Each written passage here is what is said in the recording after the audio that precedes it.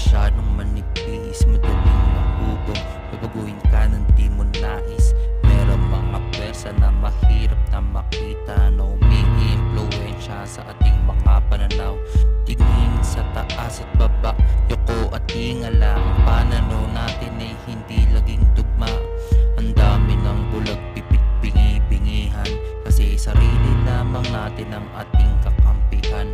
Lahat tayo na tao'y malalayang nilang may sariling diwa at sariling desisyon.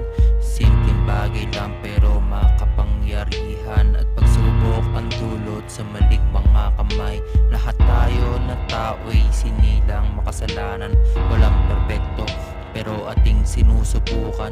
Ngunit marami sa atin ang sumukot na wala na, at tuluyan nagpasakop sa maling moralidad.